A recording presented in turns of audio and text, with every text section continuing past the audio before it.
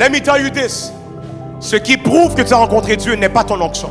Ce qui prouve que tu as rencontré Dieu n'est pas ta beauté. Ce qui prouve que tu as rencontré Dieu n'est pas ton influence. Mais ce qui prouve que tu as réellement rencontré Dieu, c'est qu'après ta rencontre, tu sors avec un boitement. Où est-ce que tu as mal? Où est-ce que Dieu a frappé des choses dans ta chair qui fait en sorte que lorsque tu sors et que tu boites. Parce que tu sais que tu as passé au travers du lieu de formation. Il faut que tu sors avec une preuve qui est là. Maintenant, les gens qui sont charnels vont dire, mais Seigneur, pourquoi qu'il n'a pas guéri avant qu'il sorte du lieu de formation? Parce que s'il sort sans un boitement, tu ne sais pas ce qui s'est passé réellement. Voilà pourquoi que Jésus, lorsqu'il est ressuscité, Dieu a permis qu'il laisse les trous dans ses mains. Comme ça, on sait qu'il a passé au travers de quelque chose. Voilà pourquoi que le Dieu qu'on sert, lorsqu'il guérit ta blessure, il ne va pas l'effacer, il va le cicatriser. Comme ça, tu es capable de voir, j'ai passé au travers de quelque chose. Parce que c'est la cicatrice qui est le témoignage. C'est la blessure qui est cicatrisée, qui est la preuve que tu as rencontré Dieu réellement. C'est ça la preuve que Dieu t'a guéri réellement.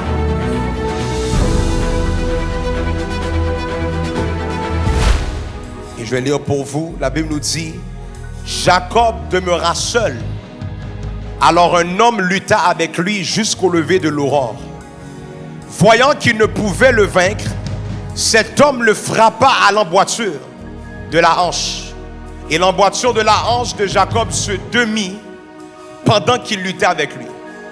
Il dit, laisse-moi aller, car l'aurore se lève. Et Jacob répondit, je ne te laisserai point aller, que tu ne m'aies béni. Il lui dit, quel est ton nom? Et il répondit, Jacob. Il dit encore, ton nom ne sera plus Jacob. Dis, ton nom ne sera plus Jacob. Dis, ton nom ne sera plus Jacob. Mais tu seras appelé Israël. Car tu as lutté avec Dieu et avec des hommes et tu as été vainqueur. Regarde dans un dit, voisin, ton nom va changer ce matin. Pourquoi qu'il n'y a pas de gens prophétiques ce matin? Je dis, voisin, ton nom va changer ce matin. On va relire ce dernier verset, dit, et il dit encore, ton nom ne sera plus Jacob, mais tu seras appelé Israël. Car tu as lutté avec Dieu et avec des hommes et tu as été vainqueur. Regarde ton voisin, dit, voisin, le titre du message ce matin, le boitement est la preuve. Dis, le boitement est la preuve. Dis, regarde ton voisin. Dis, ce n'est pas ta beauté qui est la preuve. Dis, ce ne sont pas tes followers qui sont la preuve. Dis, ce n'est pas ton titre qui est la preuve. Mais la preuve, c'est le boitement. Si tu es prêt pour la part de Dieu, est-ce qu'on peut acclamer le Seigneur? Il veut prendre place dans ce lieu. Reach. Lorsqu'on dit, ce n'est pas ton titre, ni tes followers, ou ta beauté qui est la preuve, mais c'est ton boitement. L'Église du 21e siècle n'aime pas ce genre d'évangile. Parce qu'on s'est habitué à la motivation chrétienne. On s'est habitué à les bonnes paroles de motivation chrétienne. Au lieu de s'habituer à l'évangile de la Bible. Dis à ton voisin, à Reach Montréal, we respond. C'est-à-dire que je ne peux pas prêcher, tu restes en silence. Tu n'es pas venu voir un film, tu es venu entendre la parole de Dieu. Dis à Reach Montréal, we respond. Soit il n'y a pas de volume à son nom. Dis à Reach Montréal, we respond. Dis à Reach Montréal, we respond. C'est-à-dire lorsque le pasteur te parle, dis lorsque le pasteur te parle, il faut que tu répondes. Sinon c'est bizarre. C'est vrai, c'est bizarre de parler à quelqu'un tout seul. Il faut que la personne te réponde. Donc ce matin, lorsqu'on parle que le boitement est la preuve et que ce n'est pas ta beauté, que ce n'est pas tes followers, c'est compliqué un peu pour cette génération. Pourquoi? Parce qu'on est habitué à avoir toutes sortes de raisons de croire qu'on est appelé et de voir qu'on a une preuve qu'on est appelé à cause qu'on est loin. Mais ici, je vais vous prouver que ce n'est pas à cause que tu es loin que tu es appelé. Mais que c'est à cause qu'il y a un boitement qui est là. La Sainte Bible nous dit dans Romains 8, verset 18, j'estime que les souffrances du temps présent ne saurait être comparé à la gloire à venir. Donc ici dans la Bible, ça dit les souffrances du temps présent. Peut-être qu'il y a juste quelques personnes qui ont souffert un peu dans leur vie. Mais la Bible nous dit que les souffrances du temps présent ne sauraient être comparables à la gloire à venir. Maintenant, je vous ai comprendre que ce n'est pas un hasard que le mot souffrance et le mot gloire sont dans la même phrase. Ce n'est pas un hasard que le mot souffrance vient avant la gloire.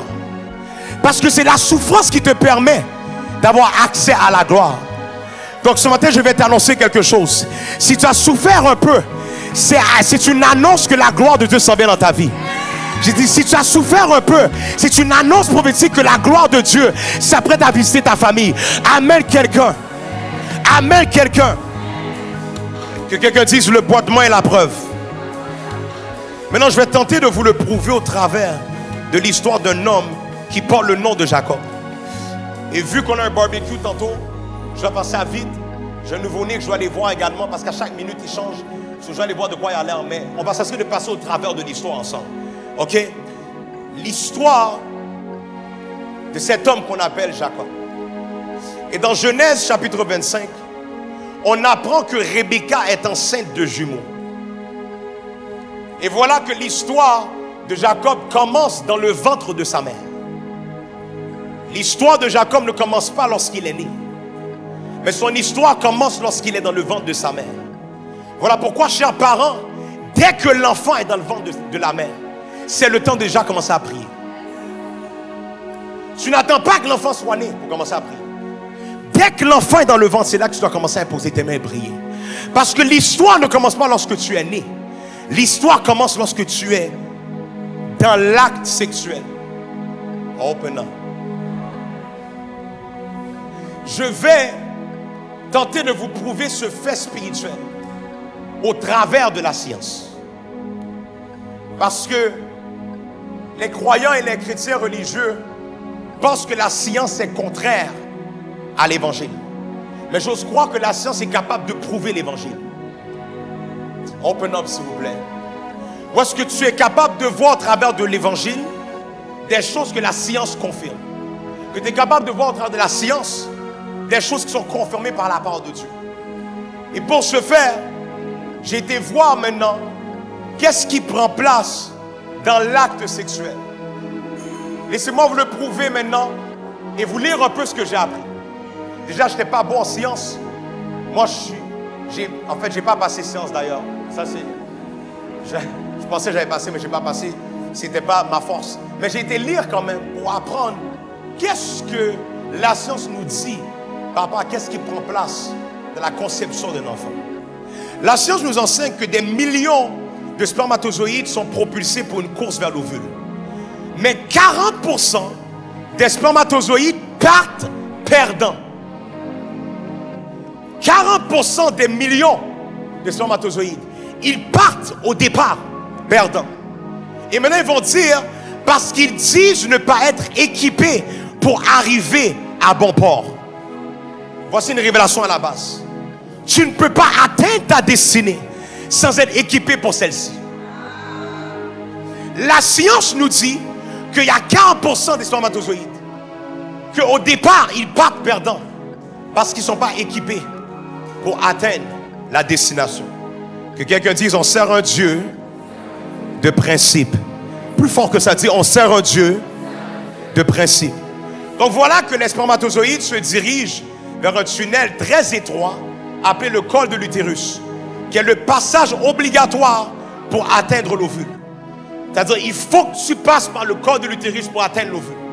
Dans ce passage, certains spermatozoïdes se frayent un chemin et d'autres restent coincés. Certains se frayent un chemin et d'autres restent coincés. Il y a du monde qui avance, il y en a d'autres qui restent pris. Il y a du monde qui progresse, il y en a d'autres qui stagnent. Ce n'est pas une attaque du diable, c'est une réalité naturelle. Regardez ce que ça dit après. Une fois que l'obstacle est franchi, les spermatozoïdes encore en course remontent très rapidement l'utérus et pénètrent l'une des deux trompes de Fallope. This is where the revelation comes through. Les études nous expliquent que la remontée de la trompe de Fallope est très difficile parce que le décor change. Parce qu'à chaque saison a son décor. Chaque étape a son décor. Chaque étape a son atmosphère. Ce qui nous prouve que dépendamment de l'étape, le décor change. Maintenant, ça nous dit que pour que les spermatozoïdes remontent la trompe, voici qu'est-ce qu'ils vont dire.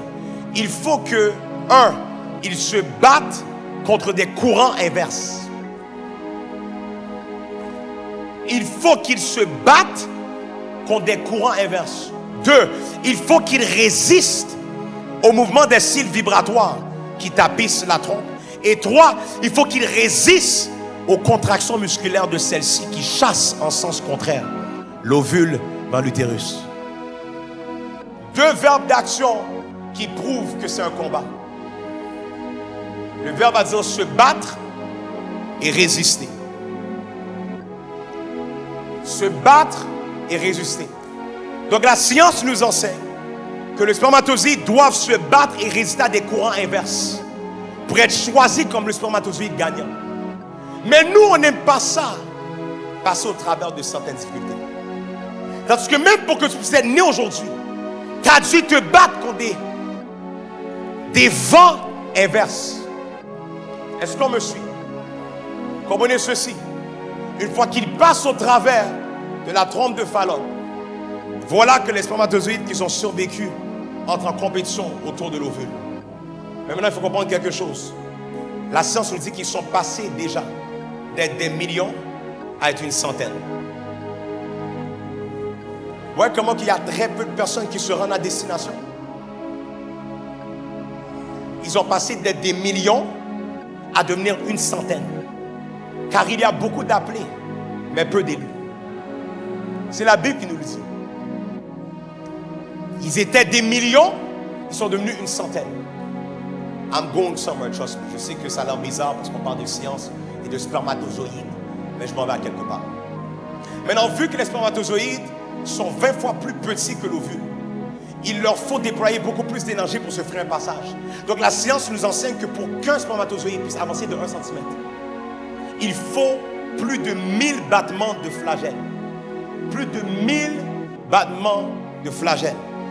Et c'est seulement après tout ça que maintenant, il va y avoir un seul spermatozoïde qui va entrer en contact avec l'ovule. Et tout ce que je viens de vous expliquer, ça prend 18 heures pour que ça puisse se faire. Je vais répéter ceci. Ça prend ce que je viens de vous expliquer comme étape, ça prend 18 heures pour que ça puisse se faire. Donc les spermatozoïdes doivent combattre pour 18 heures. Mais on est trop occupé pour venir à la rencontre de prière pour 1 heure de prière. Ça prend 18 heures pour se battre pour être choisi. On n'est pas capable de faire 1 heure de prière. On n'est pas capable de faire 1 heure dans le combat spirituel. On est capable de voir que même la science le prouve. Qu'il y a des choses, parce que ça vient surtout à la sélection de Dieu. Il y a des choses qu'il faut que tu sois capable de te battre pour. Amen, quelqu'un. La Bible nous dit depuis le temps de Jean-Baptiste jusqu'à présent, le royaume des cieux est forcé. Et ce sont les violents qui s'en emparent. Dès qu'un enfant est dans le ventre de la maman, c'est là que la prière doit commencer. Et c'était exactement le cas pour Rebecca qui portait des jumeaux. La Bible nous exprime que dans le ventre de Rebecca, verset 22, les enfants se heurtaient, se luttaient dans son sein. Et elle dit, s'il en est ainsi, pourquoi suis-je enceinte? Elle alla consulter l'Éternel. Et l'Éternel lui dit, 2 nations sont dans ton ventre. Et 2 peuples se prépareront au sortir de tes entrailles. Un de ces peuples sera plus fort que l'autre. Et le plus grand sera assujetti au plus petit. Le plus grand sera assujetti au plus petit. Rappelez-vous de ça. Donc Dieu va donner de la clarté par rapport à l'appel de Dieu sur la vie de ses enfants. Parce qu'avant qu'ils aient un nom, ils avaient un appel. Avant que tes parents te donnent un nom, Dieu t'avait appelé déjà. Donc Dieu a donné maintenant l'appel qu'il a donné à ses enfants. Parce qu'elle ne comprenait pas qu'est-ce qui se passait. Le combat qui se passait reflétait l'appel sur leur vie. Mais elle ne comprenait pas ça, donc Dieu lui a amené clarté. Il va comprendre quel était l'appel de ses enfants. Est-ce qu'on est là? Et l'histoire continue dans le verset 25, lorsque Genèse 25, verset 25 nous dit, le premier sortit entièrement roux. Il est sorti roux, comme un manteau de poil. On lui donna le nom d'Ésaü. Ensuite sortit son frère, dont la main tenait le talon d'Ésaü. Et on lui donna le nom de Jacob. Donc pour vous amener à comprendre l'image, j'enseigne, après ça je vais prêcher. Ésaü va sortir et Jacob va tenir le talon de son frère pendant qu'il sort. C'est comme quelqu'un qui s'apprête à sortir et tu veux tirer pour ne pas sortir, pour pas qu'il sorte avant toi. C'est comme l'esprit crabe. Les crabes, quand tu viens pour les pêcher, les autres crabes tirent sur le crabe qui monte parce qu'ils ne veulent pas que le crabe quitte. Jacob a tiré sur le talon de son frère Ésaü. Et la Bible nous dit que son nom était Jacob. Maintenant, Jacob veut dire celui qui supplante. En d'autres mots, celui qui remplace. Et selon le contexte dans lequel on se retrouve, on parle de celui qui remplace par des moyens détournés. Par des moyens qui sont off. Parce que son désir était d'empêcher Ésaü de sortir avant lui. De retenir Ésaü de sortir avant lui. La Bible nous dit que la main tenait le talon d'Ésaü et on lui donna le nom de Jacob. Donc on peut voir que dès la naissance de Jacob, Jacob était déjà en train de combattre un esprit. Quel était cet esprit? L'esprit d'infériorité. Il y a un esprit qui combattait dès le ventre de sa mère. That's why you need to pray depuis que le bébé est dans le ventre. Il y a un esprit qui combattait depuis qu'il était dans le ventre. Il ne voulait pas que son frère puisse... Est-ce que c'est même normal qu'un enfant sort? Quand l'enfant sort, tu vois la main de l'autre bébé qui tire l'enfant pour pas qu'il sorte. You know how messed up that is comme une image? Imaginez-vous être le médecin dans cette salle-là. Et tu vois le médecin, tu vois l'enfant sortir, tu vois, quand l'enfant sort, il y a l'autre main qui tire. Ce n'est pas la tête qui est sortie d'ailleurs. Normalement, c'est la tête qui sort en premier. Là, l'enfant sort. Et c'est le premier qui sort, le deuxième, tu vois sa main en premier, qui tire sur le talon de l'enfant, qui sort en premier. Jacob est en train de traiter et de dealer avec un esprit appelé l'esprit d'infériorité. It's going to be good today. Ce qui est grave parce que 3 versets plus tôt, Dieu va dire que le plus vieux sera assujetti au plus jeune. On a lu que le plus vieux sera assujetti au plus jeune. Que le plus grand sera sous la domination du plus petit. Mais malgré son appel, malgré sa destinée, Jacob va combattre un esprit d'infériorité. Ce qui nous prouve qu'il n'y a jamais de coïncidence dans les combats qu'on vit durant notre jeunesse. Parce que comment ça se fait que tu es appelé à être en autorité sur ton frère, mais tu es dérangé qu'il sort avant toi? Ton frère sort et tu tires le talon au bas qu'il sort.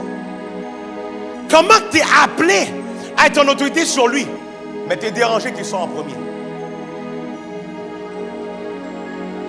Les combats de notre jeunesse reflètent l'appel que Dieu nous donne. Voilà pourquoi que Patrick Zach II, lorsqu'il était en secondaire, on l'a craché dessus, on l'a battu dans l'autobus, on l'a intimidé sur les réseaux sociaux pour l'amener à un jour être incapable de se tenir devant des gens. Parce que mon appel était de me tenir ici devant vous ce matin. Mais le diable va attaquer en fonction de l'appel sur ta vie. Donc lorsque tu es attaqué, quand tu regardes ton processus, tu es capable de savoir ton appel par la dimension d'attaque que tu as vécue. Par le type d'attaque que tu as passé au travers. Jacob combattait l'esprit d'infériorité dès sa jeunesse. Que quelqu'un dise, mes combats servent de confirmation de l'appel sur ma vie. Ensuite, la Bible va nous faire comprendre que dès la jeunesse, leur père, Isaac, va préférer Ésaü que Jacob. C'est l'enfant là que les parents aiment plus que l'autre. Je sais que les parents disent non, on vous aime tous également. Je vous dis, ok, bluff. Non, mais bref, c'est vrai que j'aime tous mes enfants de même niveau, mais bref. Isaac, lui, il est sans honte. Lui, il aimait vraiment Ésaü plus que Jacob. Il l'a même dit. La Bible dit que Isaac va préférer Ésaü que Jacob. Rebecca va aimer Jacob. Mais Isaac préférait Ésaü. Donc maintenant, qu'est-ce que ça va faire maintenant en Jacob? Vu qu'il sait que son père préfère son frère. Jacob, toute sa vie, va chercher l'approbation de son père. Toute sa vie, il va tout faire pour capter l'attention de son père. Toute sa vie, il va essayer de chercher de voir une manière que son père puisse lui démontrer qu'il l'aime. Et maintenant, une chose à comprendre avec le contexte du texte. Dans la culture hébreuse, il y a cette tradition qu'on appelle primogéniture, qui veut dire que le premier-né reçoit la plus grande bénédiction de leur père. Maintenant, imaginez-vous Jacob, qui a un problème d'infériorité, que lui, il doit voir pendant toute sa croissance, que son frère, parce qu'il est le premier-né, reçoit tout l'héritage de son père. Imagine-toi l'enfant qui est insécure, l'enfant qui veut se sentir aimé, validé, qui voit son frère pendant tout son processus, lui être béni, lui être choisi. Et maintenant, Jacob est dérangé. Jacob combat. Donc Jacob, maintenant, qu'est-ce qu'il va faire? Lorsqu'il va voir que son père va commencer à vieillir et commencer à perdre la vue. La Bible nous dit dans Genèse 27, verset 18, que Jacob a monté voir son père. Il va dire, mon père. Et Isaac dit, me voici, qui es-tu, mon fils? Jacob répondit à son père, je suis Ésaü. Jacob va attendre que son père soit aveugle, va monter voir son père, vu qu'il sait que son père va mourir, et que son père doit maintenant bénir un fils, pour que son fils ait l'héritage. Il va aller voir son père, pendant qu'il est aveugle. Il va dire, voici, mon père, je suis là. Il va dire, qui es-tu? Il va dire, je suis Ésaü. Ton fils est né. J'ai fait ce que tu m'as dit. Lève-toi, je te prie, assis-toi et mange de mon gibier, afin que ton âme me bénisse. Jacob cherchait la bénédiction de son père. Il savait que son père allait mourir. Donc il s'est dit, avant qu'il meure, je veux qu'il me bénisse. Il va prendre avantage du fait que son père était aveugle pour le manipuler à le bénir lui, au lieu de bénir son frère. Quand Ésaü va entendre ça, la Bible nous dit qu'Ésaü va le menacer de le tuer. Imagine-toi que tu es le premier-né et on t'a appris toute ta vie que le jour viendra que tu auras l'héritage de ton père. Et maintenant tu vas faire face maintenant. Tu vas faire face à ton petit frère qui va aller mentir et va être béni au lieu de toi. Et d'ailleurs, on s'entend que Ésaü devait voir depuis longtemps que son frère avait un problème d'insécurité. Ésaü devait voir depuis longtemps que Jacob avait un problème d'infériorité. Et maintenant, on va voir que Ésaü va faire une menace à Jacob. Il dit, I'm going to kill you because of what you did. Et voilà maintenant que Jacob va fuir et va recommencer sa vie loin de sa famille. À cause qu'il savait qu'il avait tort. Il s'est enfui. Il va commencer à revivre et refaire sa vie loin de sa famille. On a une chose à saisir, c'est que vu que Jacob avait un problème d'infériorité, ça fait de lui quelqu'un qui est toujours à la recherche d'être approuvé. Quand tu as un problème d'infériorité, ce n'est pas qu'une fois que tu as approuvé, tu es correct. Tu es toujours à la recherche d'être approuvé. Donc Jacob est à la recherche d'être récompensé, d'être célébré, d'être validé. Mais le seul problème avec ce genre de recherche qui est enraciné dans la chair, c'est que la chair n'est jamais satisfaite. La chair de l'homme n'est jamais satisfaite. Voilà pourquoi tu as commencé avec un verre et c'est devenu une dépendance à l'alcool. Parce que la chair n'est jamais satisfaite. Voilà pourquoi ça a commencé avec un DM et ça s'est développé en plusieurs filles que tu parles en même temps. Parce que la chair n'est jamais satisfaite. Voilà pourquoi ça a commencé avec une nuit dans l'hôtel et c'est devenu plusieurs nuits dans des Airbnb. Parce que la chair n'est jamais satisfaite. Dis à ton voisin, open up. Dis open up. Parce que payer une nuit d'hôtel à chaque fois, ça commence à être cher. Donc tu as pris le Airbnb pour être en mesure d'alléger le budget. Parce que la chair n'est jamais satisfaite. Donc bien que Jacob a été béni par son père, il n'était pas satisfait. Il va quand même chercher à trouver une manière, de trouver une nouvelle manière d'être, de se sentir bien, de se sentir validé, de se sentir apprécié, de se sentir célébré. Et voilà maintenant qu'on se retrouve dans le livre de Genèse au 32e chapitre. Mon message commence maintenant. C'était juste une introduction. Mon message dure 7 minutes et demie. La Bible nous dit, Jacob demeura seul. Alors un homme lutta avec lui jusqu'au lever de l'aurore. Maintenant, une chose à comprendre avec la saison de naissance, c'est qu'elle commence toujours dans la solitude. I'll say that again. La saison de naissance commence toujours dans la solitude. Tu vas comprendre que tu es dans une saison de naissance lorsque Dieu va commencer à t'isoler. Ou est-ce que malgré toi, tu n'aimes pas ça être autour des gens? Malgré toi, des amis, des meilleurs amis, des soeurs, des frères, des tantes, des cousins, tout le monde t'énerve. C'est comme si ça ne te tente pas d'être autour des gens. Tu veux être seul. Que quelqu'un dise solitude.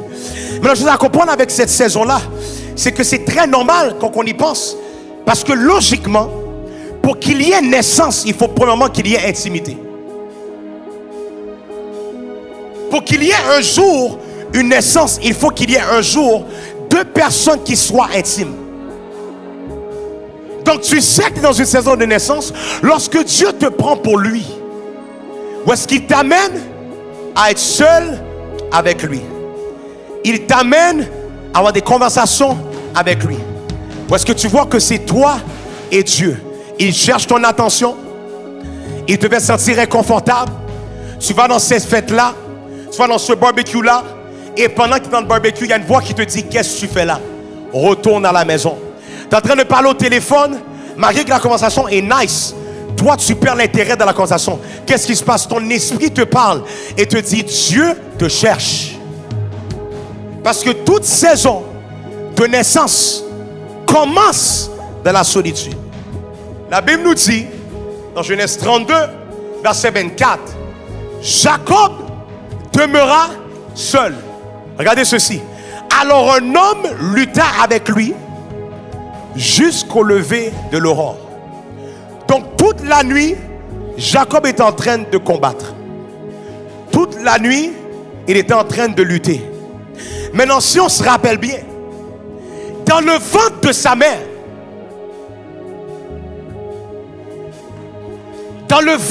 mère, Jacob luttait avec son frère aussi. Avant que Jacob soit né, il y a une lutte qui a pris place dans le ventre de sa mère. Ce qui me prouve que prophétiquement, une chose qui annonçait la nouvelle naissance de Jacob, c'est fait que Jacob va se retrouver à nouveau en train de lutter avec un homme. Jacob va lutter avec un homme. Ce qui annonçait prophétiquement sa saison de renaissance. Peuple de Dieu, tu ne peux pas t'attendre à naître de nouveau sans passer au travers d'un combat. C'est la lutte qui annonce que tu t'apprêtes à vivre à nouveau. C'est le combat qui annonce que tu t'apprêtes à vivre à nouveau. Maintenant, regardez ce passage-là. La Bible nous dit, Jacob demeura seul.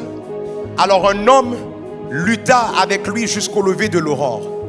Voyant qu'il ne pouvait le vaincre, cet homme le frappa à l'emboîture de la hanche. Et l'emboîture de la hanche de Jacob se démit pendant qu'il luttait avec lui. Il dit, laisse-moi aller, car l'aurore se lève.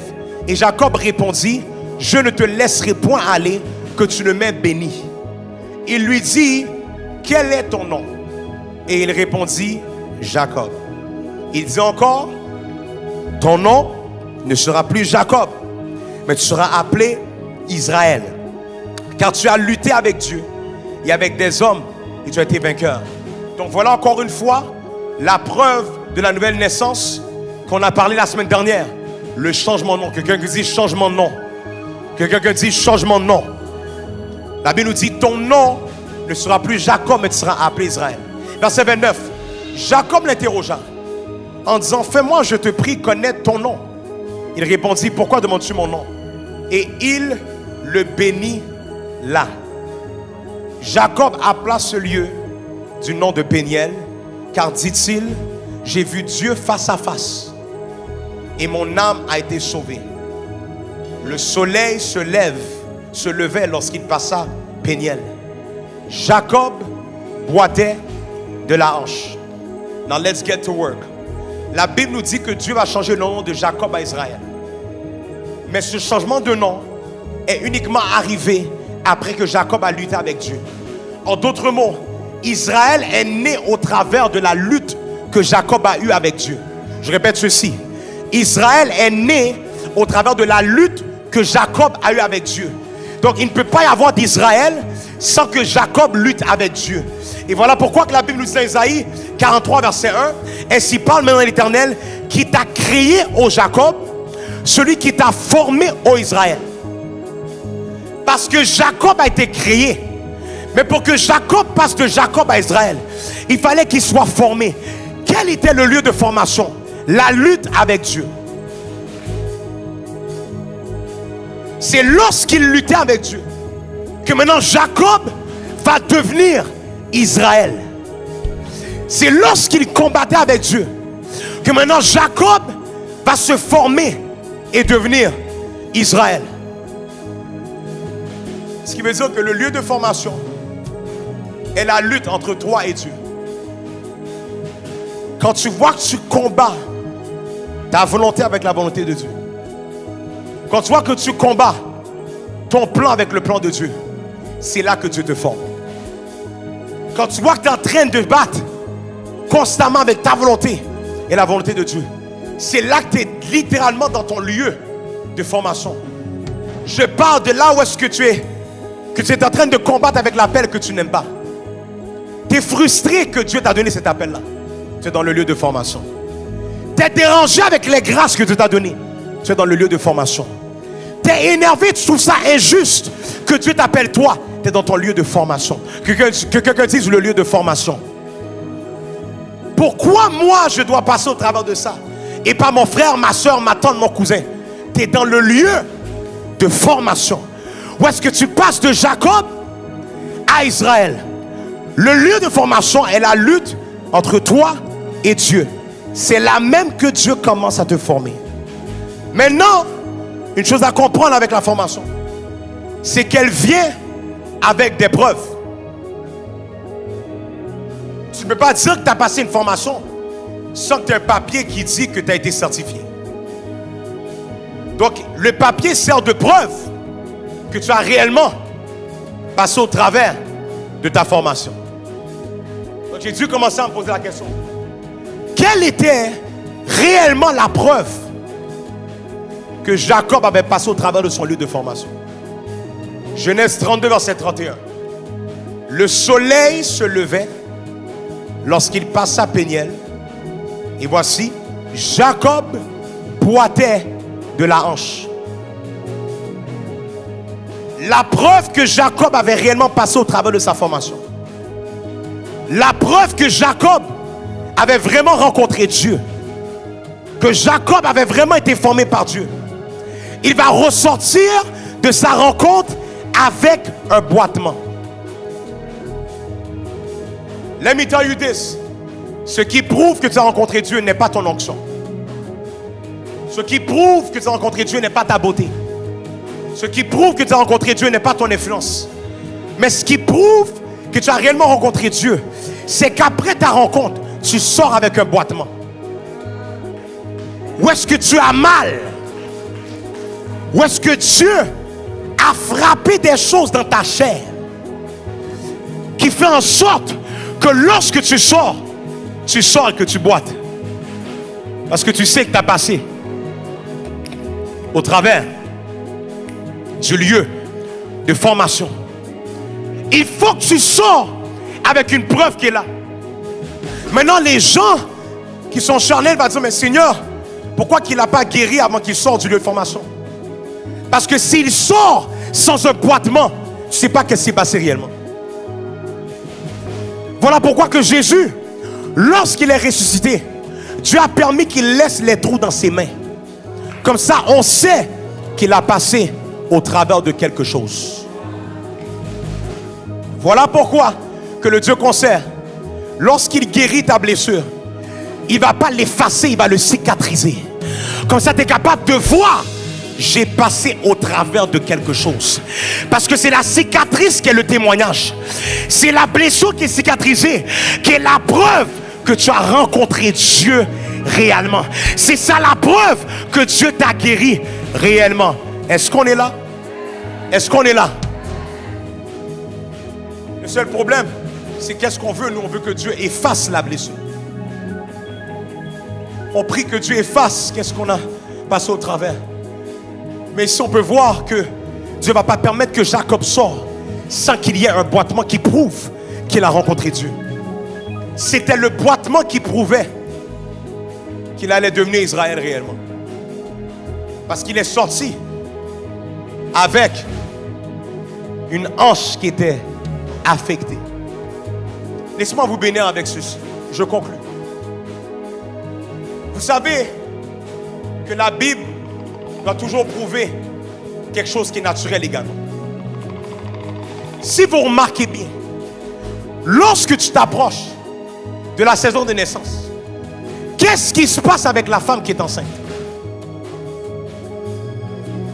Sa manière de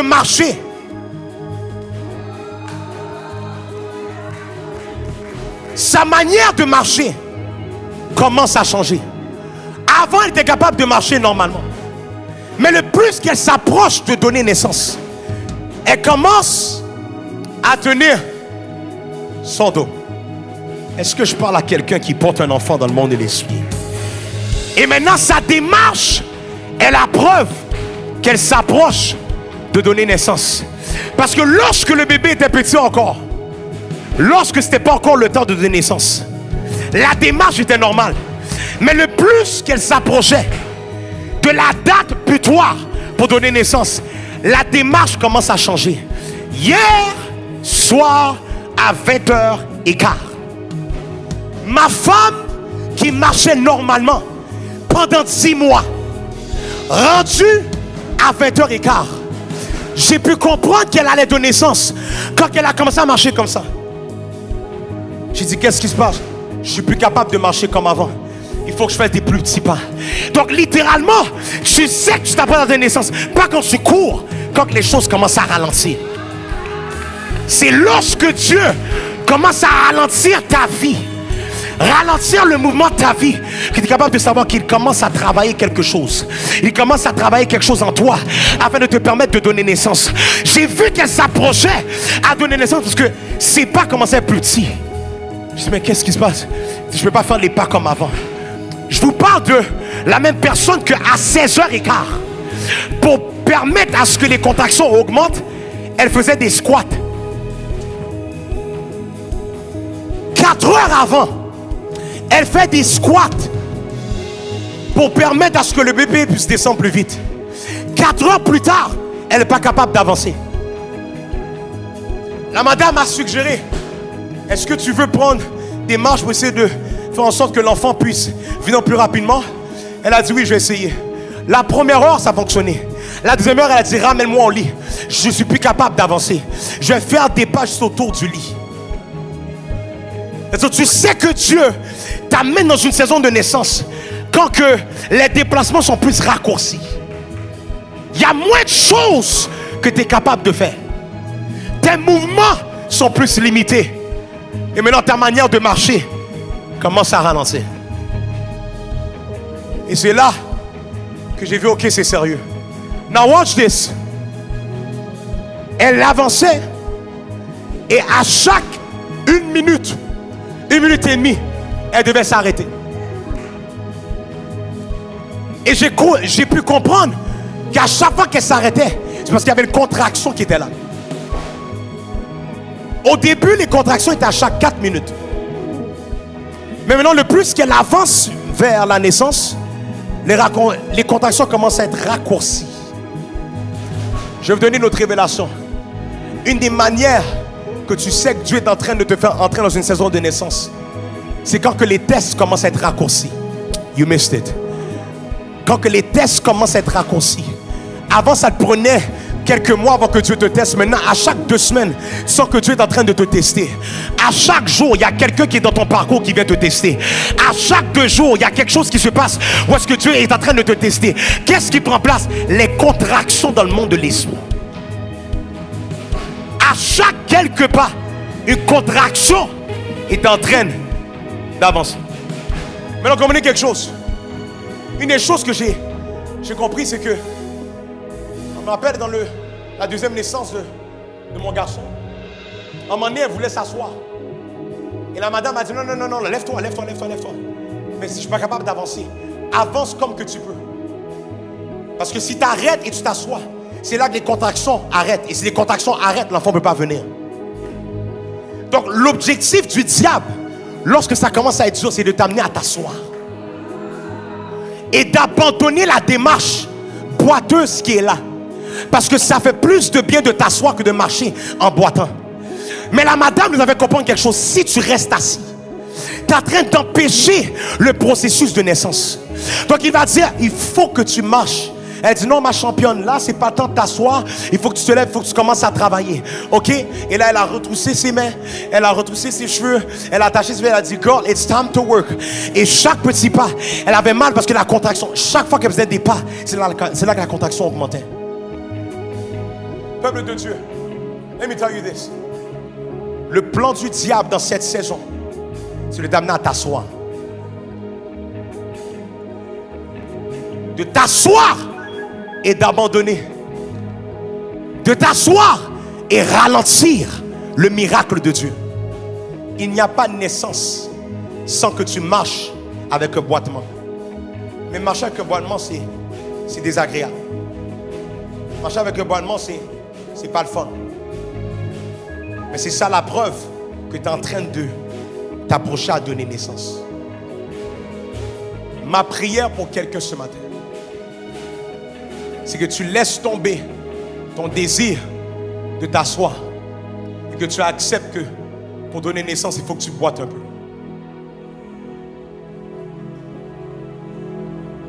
This is the message. Pour que tu donnes naissance, you must be okay with a limb. Let me tell you this.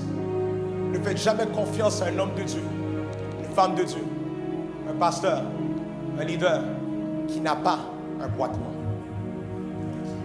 Parce que dans le monde de l'esprit, tu es capable de savoir qu'ils sont passés au travers de quelque chose avec Dieu. Voilà pourquoi que le 4 novembre, lorsqu'on a perdu notre enfant, le lendemain, je suis venu ici pour prêcher.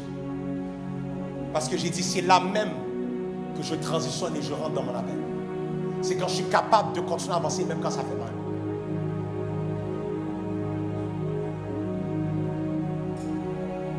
Il y a un plan qui est là pour que vous abandonniez la course parce que le boitement fait trop mal. Mais mon message et mon objectif aujourd'hui, c'est d'amener quelqu'un à comprendre que la seule manière que tu peux donner naissance, c'est si tu acceptes de boiter un peu. Je sais, ce n'est pas l'évangile qu'on veut, qui caresse, qui nous fait sentir bien. Mais la vérité est la vérité. Tu dois passer au travers de quelque chose qui fait mal pour donner naissance. Dans cette saison, tu dois apprécier, accepter, embrasser le boitement qui vient avec ton cheminement. Il y a du monde ici. Ça a été dur les quelques derniers mois, même si tu regardes ton année 2024. C'est pas comme si tu étais capable de voir vraiment la main de Dieu sur ta vie. Là, tu te dis, mais je comprends pas. Dieu avait dit que c'était l'année de la performance de Dieu, mais alors si, c'est comme si que tout le long que j'avance, ça fait de plus en plus mal. J'aimerais que tu saches que c'est la preuve que tu t'apprêtes à donner naissance. Il ne peut pas y avoir de naissance sans qu'il y ait de la douleur. Il peut y avoir de naissance s'il n'y a pas un boitement qui est là. Il n'y a aucune femme qui a donné naissance que lorsqu'il s'apprêtait à donner naissance, il marchait normalement. Aucune. Hier, on marchait dans l'hôpital et je voyais toutes les femmes qui étaient enceintes. Ils étaient toutes en train de marcher, mais on se donnait des high five. On y est presque. C'était beau de voir comment que they were walking. Ils avaient leur mari à côté, leur conjoint à côté, qui marchaient avec.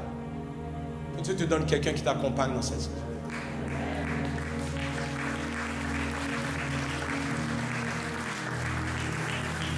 Que Dieu te donne quelqu'un qui, man, I felt that. There's people in this season, the reason why you're giving up, c'est pas parce que tu veux, parce que tu es seul. Une chose en particulier que j'ai remarqué hier, c'est qu'il n'y avait aucune femme enceinte qui était seule. They all had somebody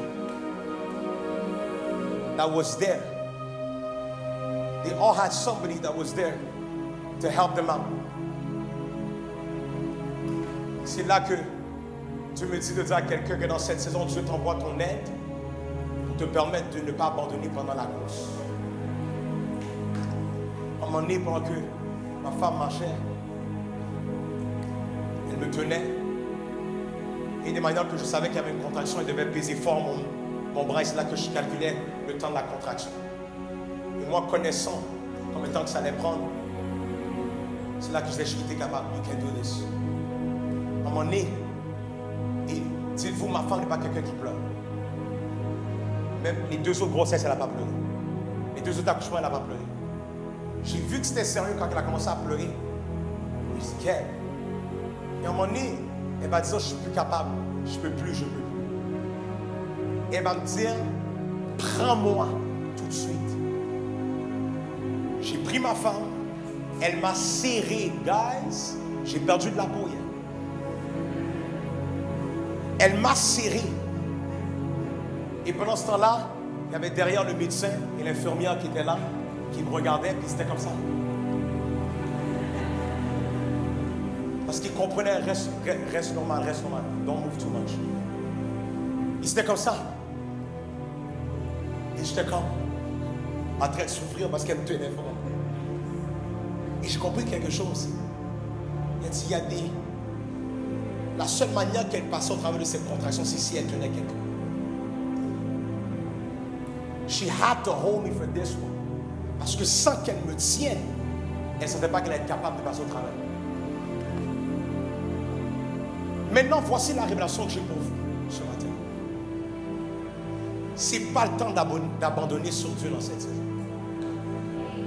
C'est là même que tu dois te tenir, t'accrocher à lui. Des fois, on pense que c'est Dieu l'ennemi. On pense comme si que c'est avec lui qu'on lutte. Mais rappelez-vous que Jacob, c'est Dieu qui l'a béni après la lutte. Donc celui qui peut te bénir, tu ne peux pas le rejeter, il faut que tu l'embrasses. You have to hold on to him. Il y a trop de personnes ici que you've been running away from him parce que tu as mal, à cause que c'est dur.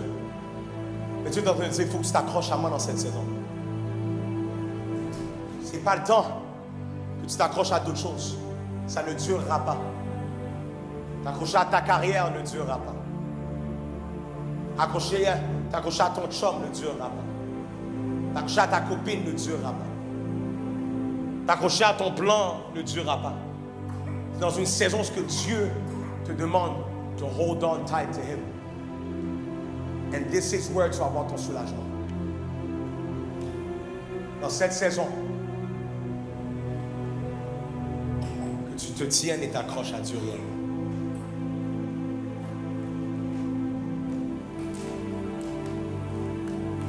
Tu t'accroches à Dieu réellement.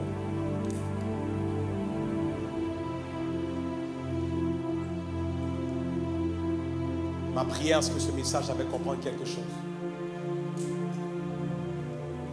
Que si Dieu n'est pas à côté de toi, pendant que tu boites, tu vas abandonner.